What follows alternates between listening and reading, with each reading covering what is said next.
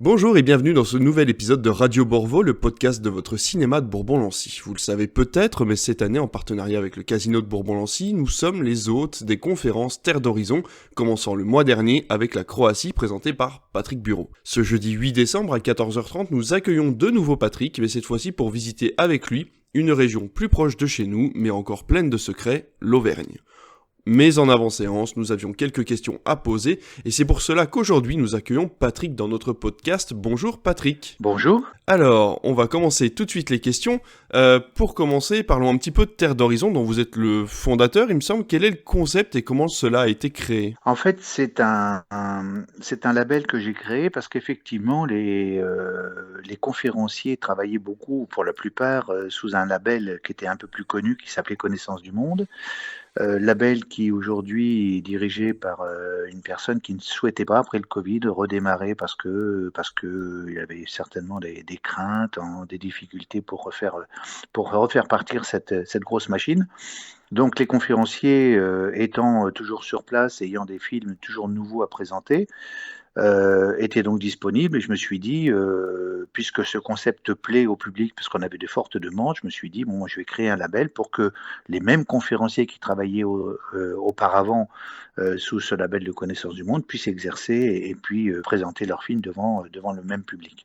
Donc le label n'a pas, à mon avis, beaucoup d'importance puisque le contenu est quasiment le même. Ce sont des réalisateurs de films documentaires qui vont eux-mêmes sur le terrain, qui passent du temps dans les pays ou les régions du monde, et puis après qui viennent les présenter. Et le concept repose sur effectivement le fait que les intervenants présentent leurs films devant le public le jour de leur représentation. Alors, passons à vous maintenant. Qu'est-ce qui vous a donné le goût du voyage et l'envie de le transmettre ? Écoutez, moi, moi j'étais parti quand j'étais très jeune avec mes parents, je voyageais beaucoup en Europe, hein, c'était tous les voyages d'été, de printemps, dès qu'on avait la possibilité, on partait voyager. Et de là est née un petit peu mon envie d'aller découvrir les pays, les régions du monde. Donc j'ai commencé par faire de la photographie. Donc je faisais des expositions de photos. Après j'en ai fait des multivisions à l'époque, c'est-à-dire qu'on présentait des petits montages photographiques avec illustrés musicalement. Et puis après, quand j'ai eu la possibilité de travailler sur du long métrage, sur des films, je suis passé à la caméra. Mais cela, à ce moment-là, on était en argentique, c'est-à-dire avec un support de film qu'on passait autrefois dans les salles de cinéma. Donc voilà mon cheminement, c'était la passion du voyage. Après, pour vivre de ça, j'avais envie de témoigner, de raconter un petit peu ce que je voyais et ce que je vivais sur place.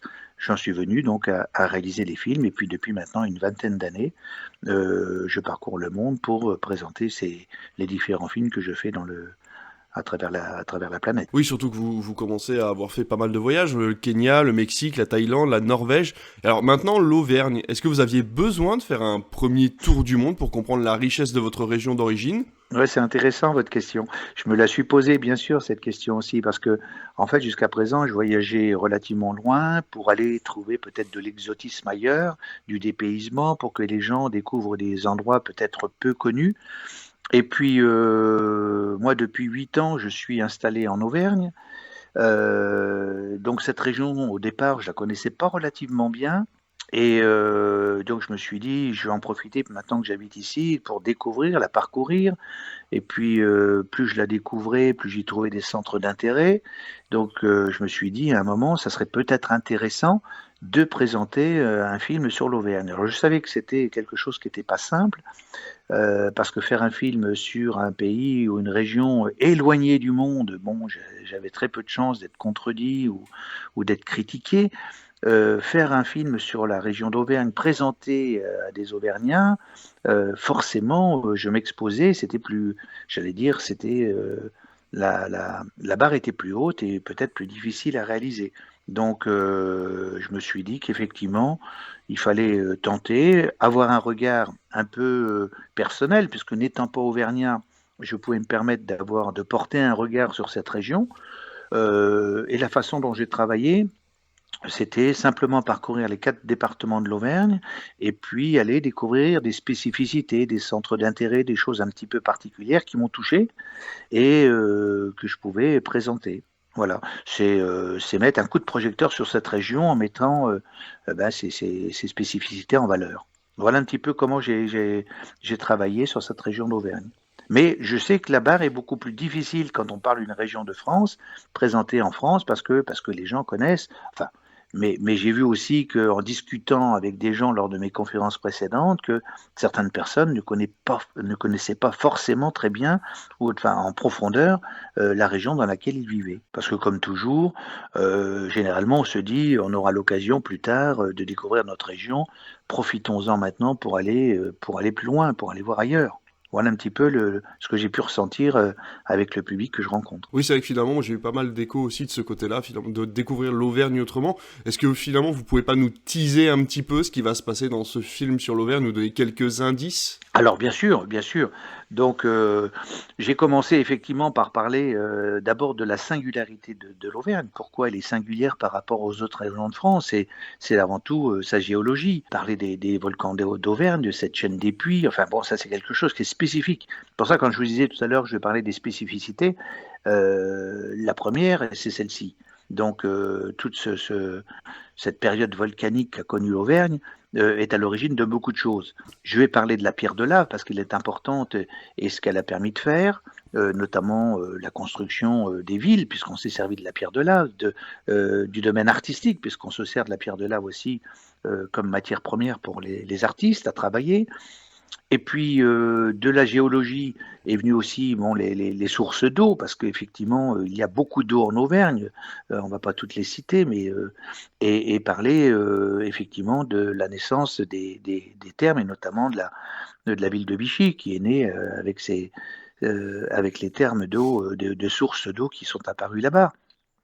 Et puis de l'eau, après, eh bien, effectivement, elle a servi à autre chose dans d'autres régions, notamment elle a permis de démoudre des couteaux dans la région de Thiers, parce qu'effectivement la coutellerie n'a pu exister à cet endroit, parce qu'effectivement il y avait des torrents impétueux qui ont fait tourner des meules, donc on pouvait affiner les lames de couteau. Vous voyez, donc tout est lié en fait, hein, la nature, la géologie, et puis je pense que aussi le caractère des volcans a permis aussi de forger le caractère des Auvergnats.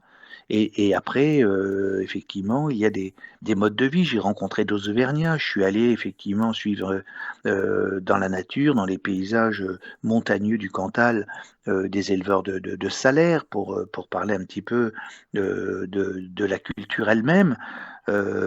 Voilà, j'avance comme ça, et puis parler dans d'autres régions de la fabrication des galoches toujours au Cantal, parce que ça c'est une tradition. Donc j'essaie de trouver dans chaque département des spécificités, que ce soit autour de la nature, au niveau de l'eau, au niveau humain, montrer une palette assez diversifiée de cette région de l'Auvergne. Et après cette magnifique tournée Terre d'Horizon, finalement, est-ce que vous avez une prochaine destination de prévue en France ou ailleurs? Alors, pour l'instant, j'ai pas de région en France.